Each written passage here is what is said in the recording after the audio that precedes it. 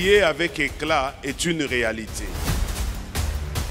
Ne resplendiront que ceux-là qui auront compris qu'il faut s'élever.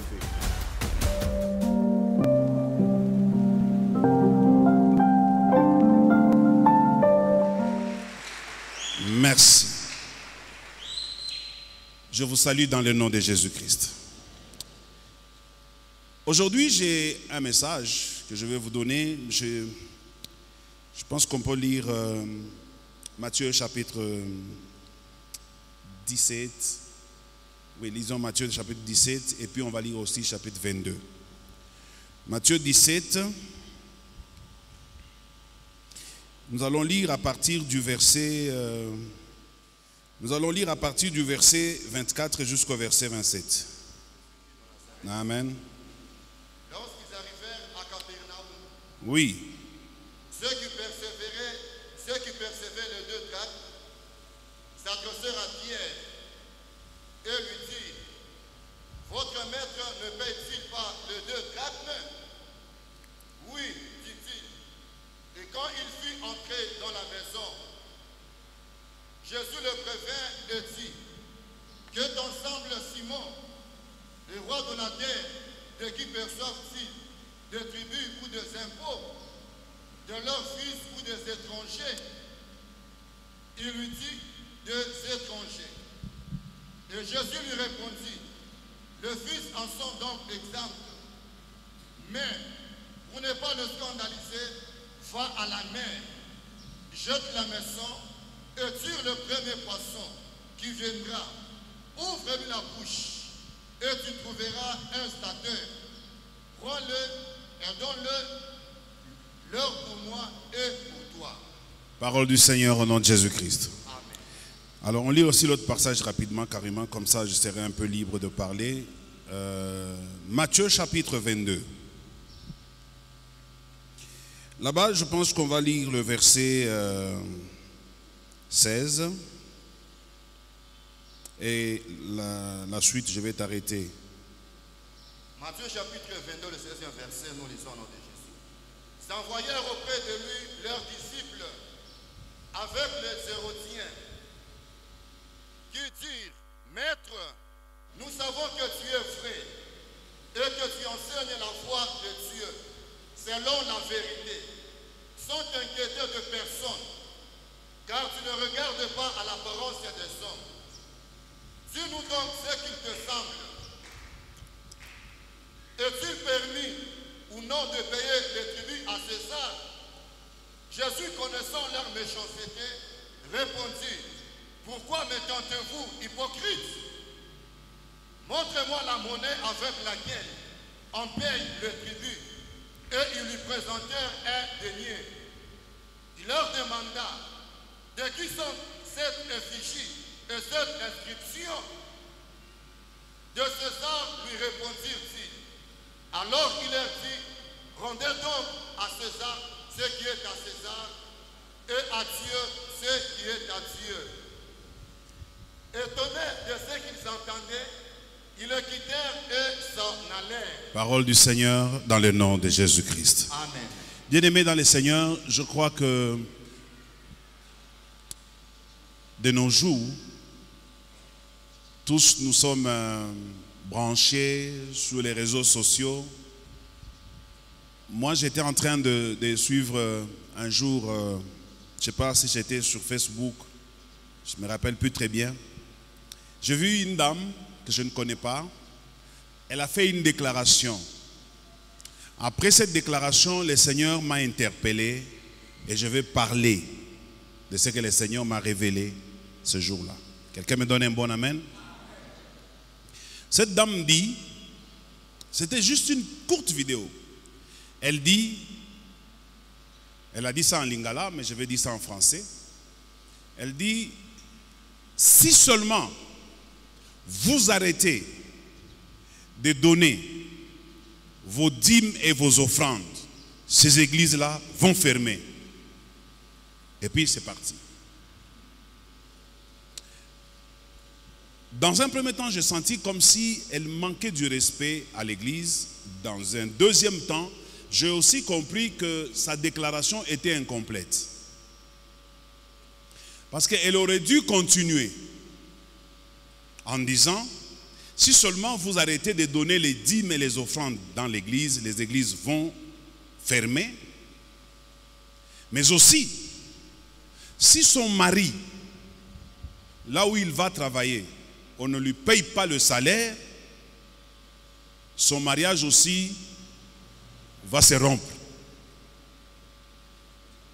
Aussi, si le gouvernement ne perçoit plus des impôts et ne perçoit plus les taxes, on n'aura pas de gouvernement. D'accord avec moi? C'est-à-dire, ce que nous devons comprendre, c'est que l'église que vous voyez, mes amis, ce n'est pas quelque chose que quelqu'un a imaginé. L'église est différente, par exemple, de certains domaines dans lesquels les gens dépensent beaucoup d'argent dans la vie. Le football, on y dépense énormément de l'argent dans le football. Aujourd'hui, tous les jeunes veulent jouer au foot. Les partis politiques, ce n'est pas Dieu qui a créé le football. Ce n'est pas Dieu. Ce sont les hommes qui ont créé le football. Et ils y mettent beaucoup d'argent. Ils ont aussi créé les partis politiques. Ils y mettent beaucoup d'argent. Ils ont aussi créé beaucoup d'autres choses, notamment aussi l'école. Dieu n'a pas créé l'école. Mais nous tous ici, nous y mettons beaucoup d'argent dans l'école. Tout le monde ici a au moins déjà payé une fois un minerval quelque part dans sa vie, n'est-ce pas?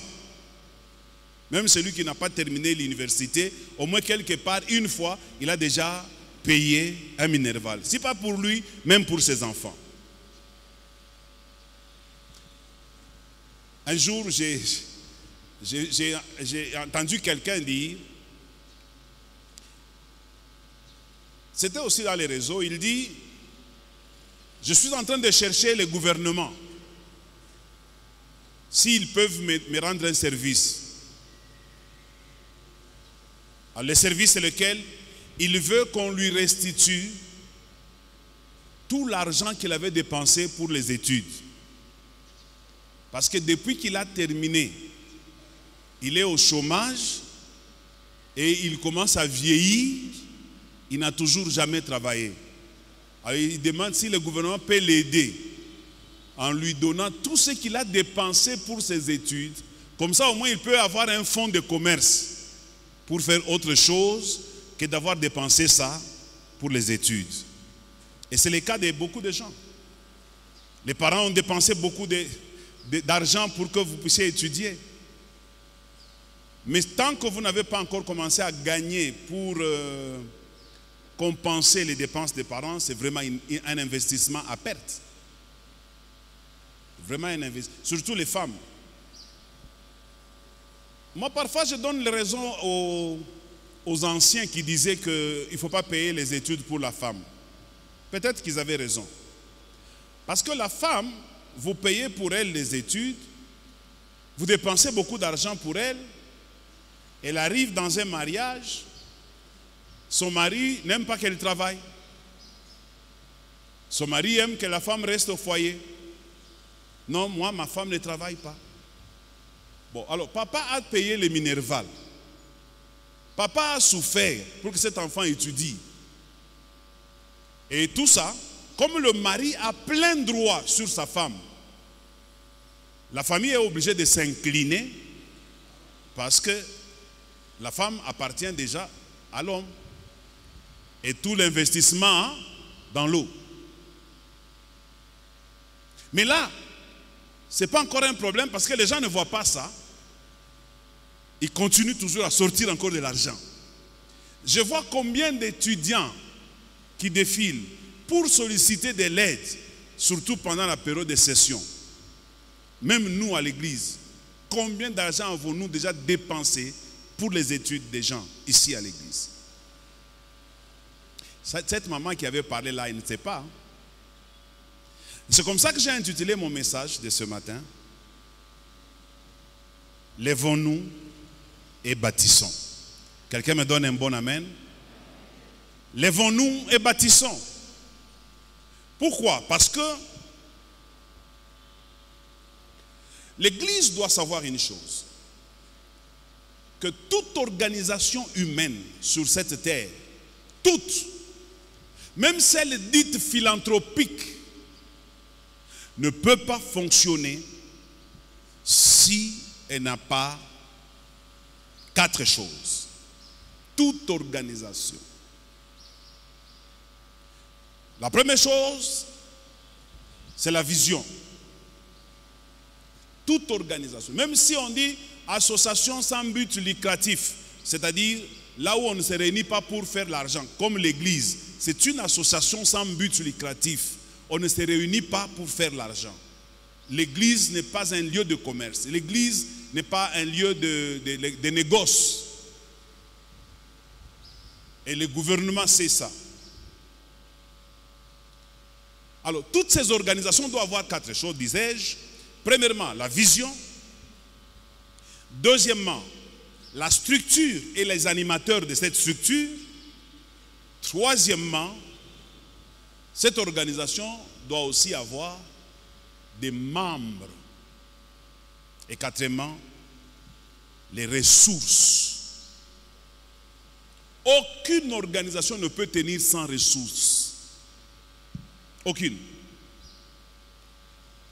Et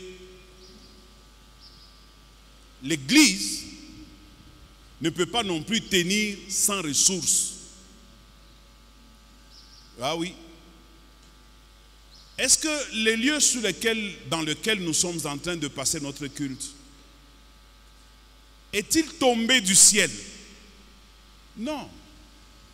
Si ces lieux existent, c'est parce que quelque part il y a eu des gens qui ont décidé de le faire exister, qui ont entré leurs mains dans la poche et qui ont contribué. Quelqu'un me donne un bon amen? Et que Dieu bénisse tous ceux qui l'ont fait, qu'ils se souviennent de vous, de vos enfants, qu'ils se souviennent de tous les sacrifices que vous avez endurés pour lui, et en cas de détresse, que l'Éternel devienne votre secours dans le nom de Jésus-Christ. Et Dieu ne vous oubliera jamais. Faites-moi confiance. Jamais. J'ouvre une parenthèse. Le vendredi passé, quand j'ai quitté de travailler ici, je suis rentré au bureau, j'ai reçu un homme de Dieu. Cet homme de Dieu est venu me voir, on a discuté. À un moment donné, je lui ai dit ceci exactement, écoutez-moi bien. Je voudrais aujourd'hui qu'on puisse parler. Je ne veux pas prêcher, je veux qu'on parle. Je lui ai dit ceci.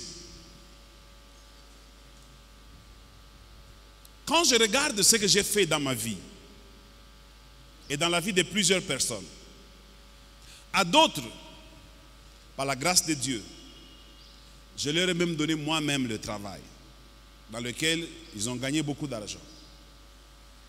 Ça, ce n'est pas mon problème. Ici à l'église, si je dois compter le nombre de gens à qui j'ai donné du travail, un bon travail, je vous dis, avec un salaire pas de moins de 500 $. C'est à peu près plus de 100 personnes. Plus. Et sur 100 personnes, ceux qui sont restés avec nous, c'est peut-être 10. Oui. Et quelques-uns ici le savent. 10.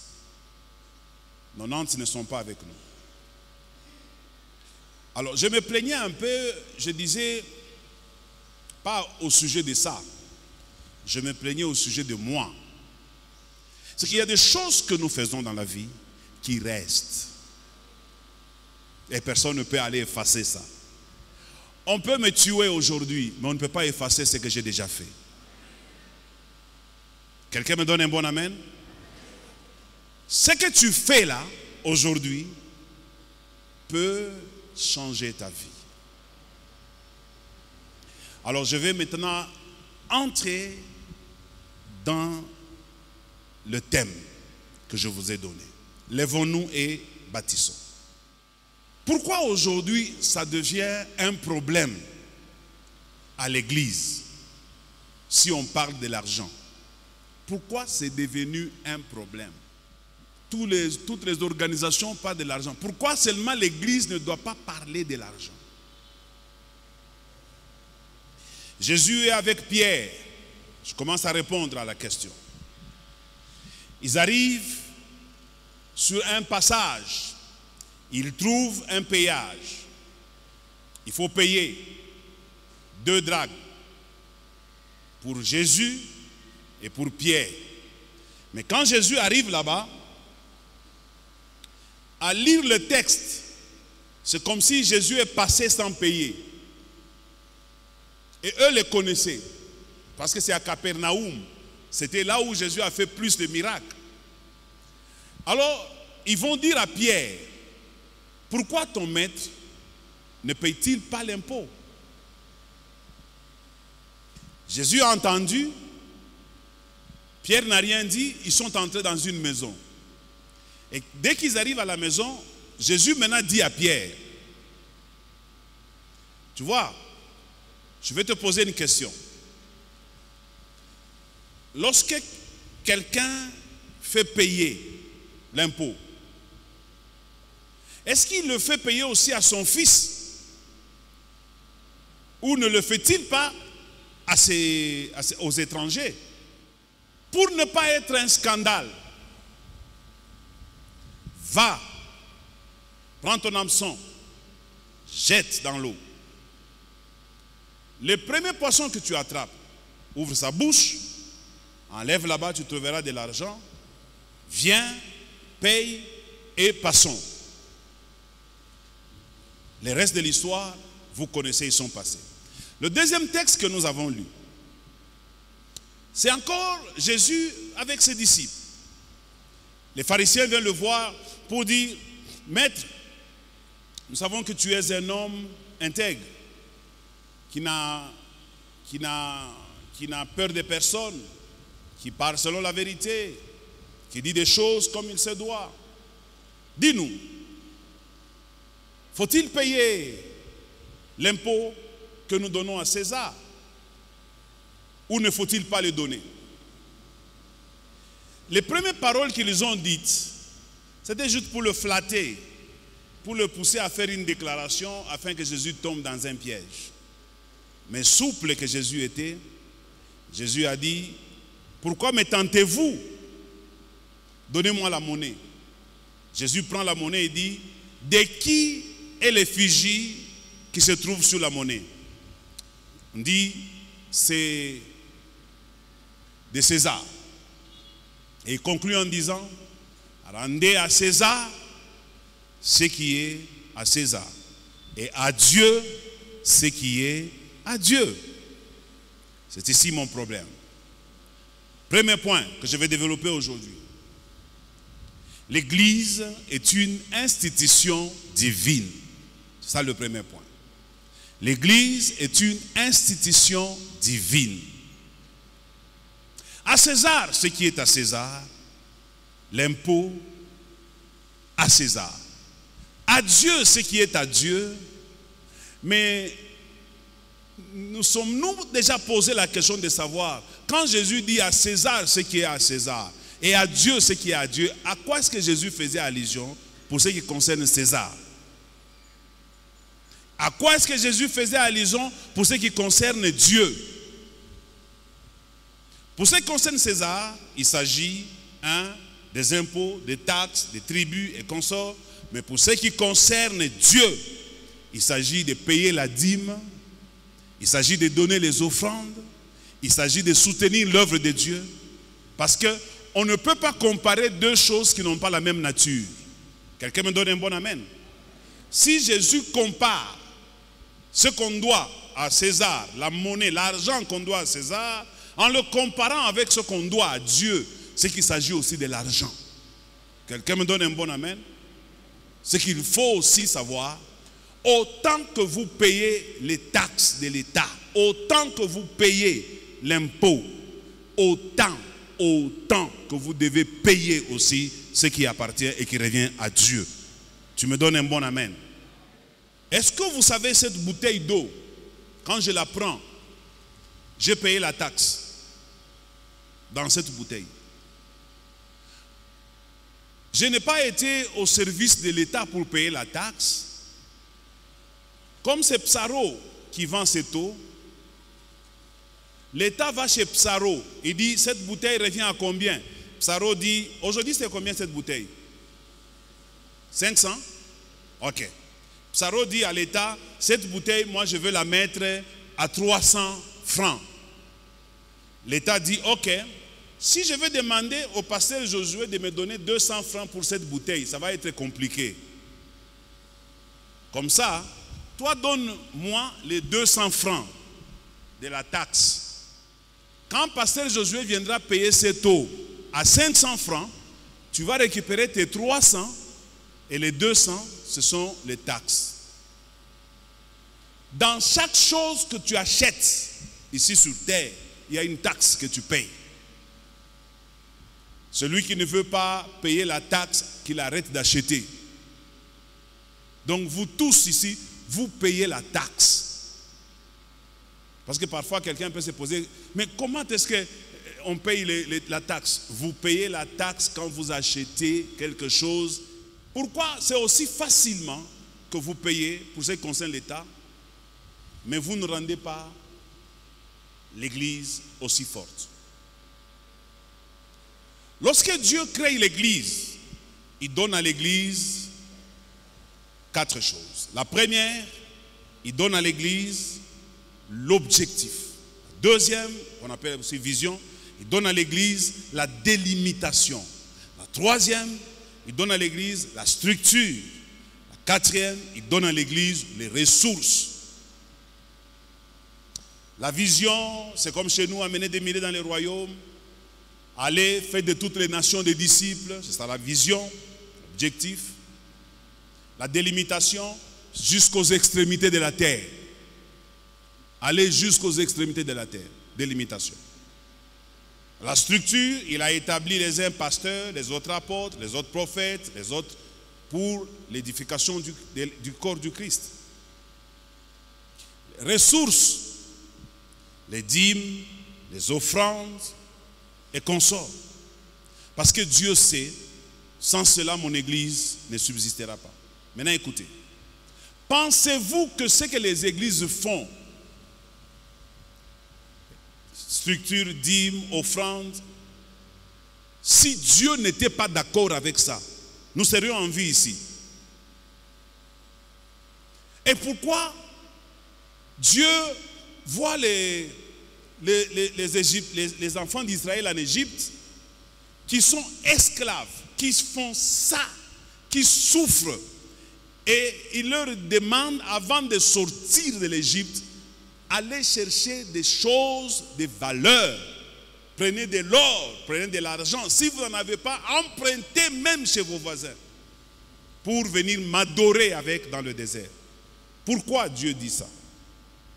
Alors que ces gens-là sont pauvres. Alors que Dieu peut faire descendre de l'argent du ciel. Pourquoi il le dit? Tout ce qui se passe à l'église est connu de Dieu. Il n'y a rien qui se passe à l'église que Dieu ne connaît pas. Tu me donnes un bon amen. Est-ce que tu peux faire un amen plus que ça? Le deuxième point, et je termine, parce qu'il est déjà 10 heures. Le deuxième point, je fais un petit exercice. Je vais intituler ça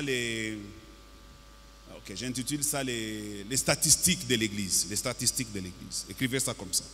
Les statistiques de l'Église.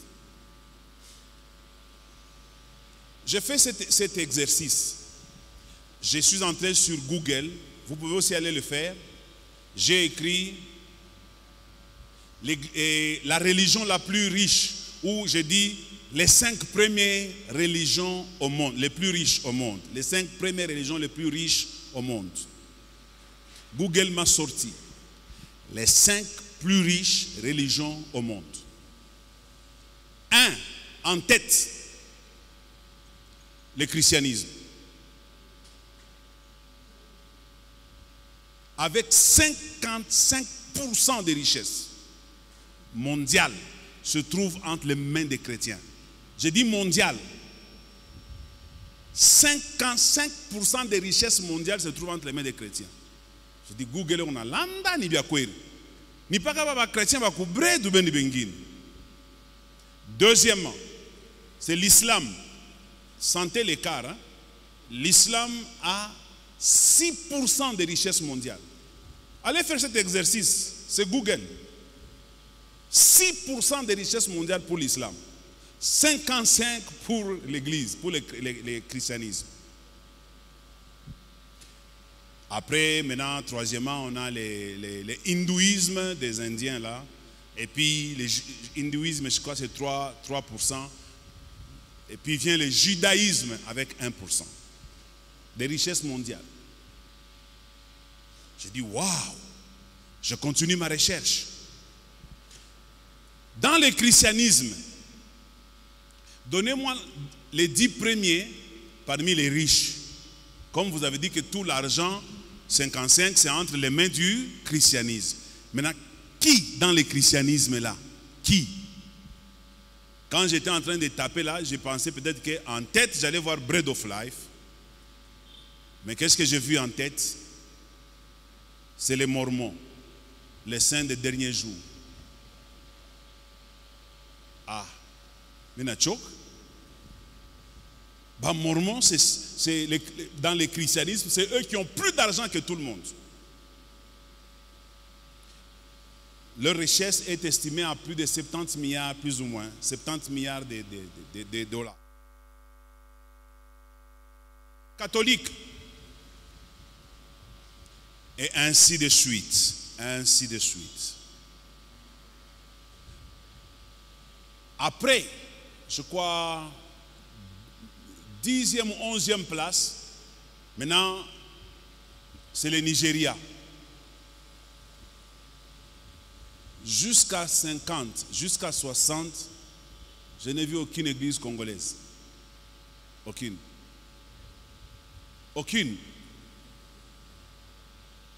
Bon, tu dis que tu es Mukoshi ou tu es Mungu. C'est une question qu'on peut se poser. Ce n'est pas normal. Je vais en venir. Ça, c'est une parenthèse. Je mets encore...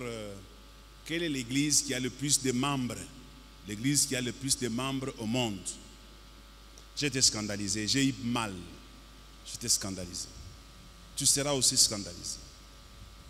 L'église qui a le plus de membres possible, c'est l'église qui a 700 000 membres, 750 000 membres, et c'est l'église de Yongisho en Corée. 750 000 membres en Corée, Yongisho. Or, les Coréens n'ont pas été fondamentalement des chrétiens. Deuxième grande église avec 300, à peu près 30 000 membres. C'est une église qui se trouve en Inde. Les Indiens. Ah ben Indiens tout na bon. Beko 330. Dans ma église il y a église moya. Anasamba na changa ma église yote ndio wanafanya 330. Église moya iko na 330 000 membres. Entrez sur internet, c'est des choses auxquelles vous pouvez avoir accès. Après, en Inde, c'est dans l'Indonésie, une église qui a 140 000 membres. Après, et ainsi de suite. C'est en 5e position qu'on trouve une église africaine au Nigeria toujours. Congo, la plus grande église au Congo, s'il faut l'appeler église, c'est le ministère des combats spirituels. Qui peut avoir, je ne sais pas si ça c'est toujours en vigueur, qui peut avoir plus de 10 000 membres sur toute l'étendue de la République. C'est la plus grande. Donc, il m'a marqué le Yotei, Nayang, Monsieur Chetou Banani. Quelqu'un me donne un bon amen. On appelle les méga church quand une église dépasse 2000 membres. Chez Touko, autour à combien? Autour à 1000 membres avec nos 2 cultes réunis. Parce que nous, on a 3 cultes. Hein. Vous savez ça, non? Le premier culte, celui-ci. Le deuxième culte, c'est celui qui va commencer après. Et le troisième culte, c'est celui qui est composé des absents. Ils sont toujours nombreux aussi, hein, ceux qui s'absentent toujours. C'est le troisième culte. Alors quand on compte les premiers et les deuxièmes et les troisième cultes, on a à peu près 1000 membres. Quelqu'un me donne un bon amen. C'est que nous ne sommes même pas comptés parmi les méga church. Parce que pour être méga church, il faut être 2000 membres. Et pour être appelé giga church, il faut plus de 10 000 membres. Je ferme cette parenthèse. Maintenant, regardez-moi. On peut aussi faire quand même un effort, non? Est-ce que dans tout ça là, Dieu, il ne peut pas nous voir nous aussi? L'église, ce ne sont pas les bâtiments. L'église, c'est vous. C'est vous l'église. C'est pourquoi j'ai fini par dire l'église qui a le plus de membres. C'est vous. C'est vous l'église. Il faut que Dieu nous donne suffisamment. Attends, est-ce qu'on peut, permettez, j'ai encore, donnez-moi 5 minutes, on lit juste et puis je vous libère. Je lis dans 2 Corinthiens chapitre 9, rapidement quand 15 ans, on n'a pas le temps. 2 Corinthiens chapitre 9, 6 et les suivants. Sachez-le. Celui qui sème peu, moissonnera peu. Celui qui sème abondamment, moissonnera abondamment.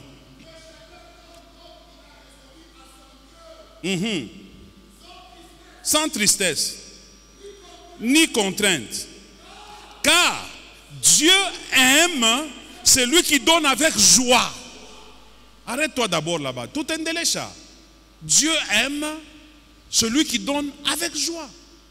Alors, est-ce que ce n'est pas ça le problème que nous avons? Premier problème. Est-ce que ce n'est pas ça notre problème? Est-ce que nous donnons avec joie?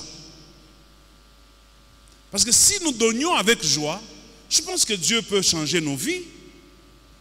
Continue. Premier point. Donner avec joie. Et Dieu peut vous combler.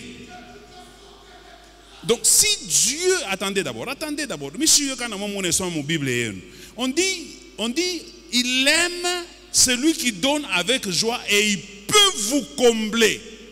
Il peut vous combler. S'il sent que vous donnez avec joie, il peut vous combler. Il peut vous combler. De la même manière que Dieu a dit, vous chasserez les démons. De la même manière, Dieu dit, il peut vous combler. Il peut vous combler. Continue. Deuxièmement, il peut vous combler.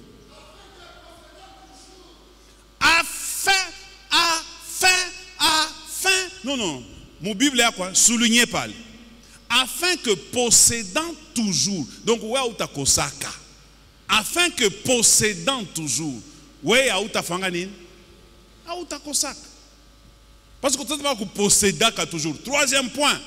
Joïle. Possédant toujours. Ta kosaka. Bantu bote wa ta kosaka. Wa ta kosaka. Bantu wa taria crise. Wa taria ka crise. Si tu suis le chemin, on a tout chapal. Avec joie. Kisha. Bandu. Ni poème ou bien ni parole ya Mungu tunasikia hapa. Mimi nasema hii tunasikia ni poème ou bien ni parole de Dieu. Afin attends. Abakusikie mimi nasomea kwa micro. Attends. Et Dieu peut vous combler de toutes sortes de grâces afin que possédant toujours en toutes choses de quoi satisfaire à tous vos besoins, vous ayez encore en abondance pour toute bonne œuvre.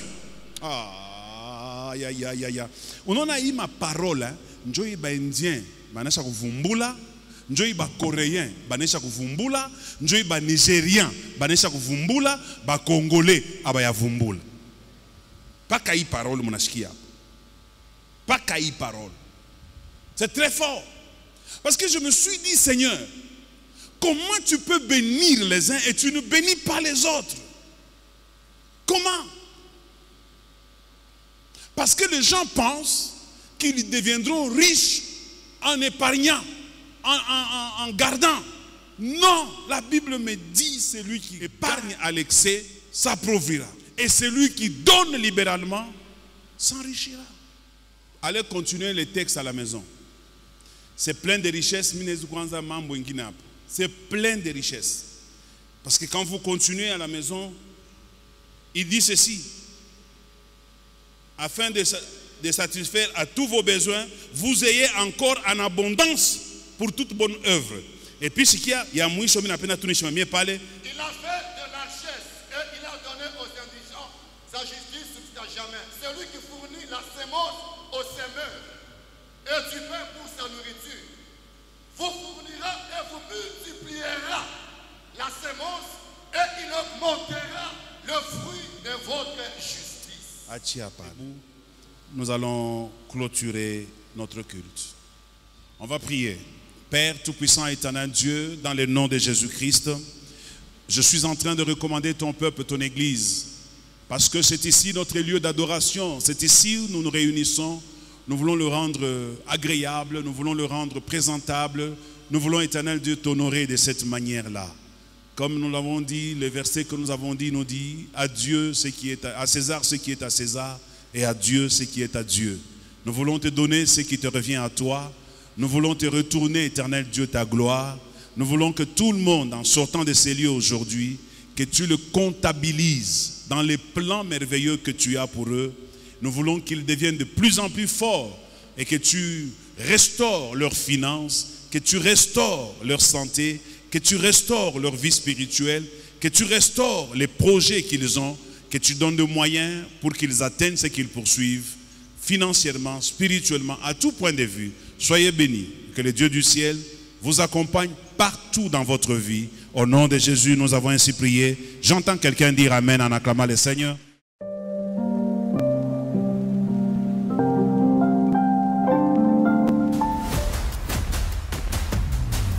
Briller avec éclat est une réalité. Ne resplendiront que ceux-là qui auront compris qu'il faut s'élever.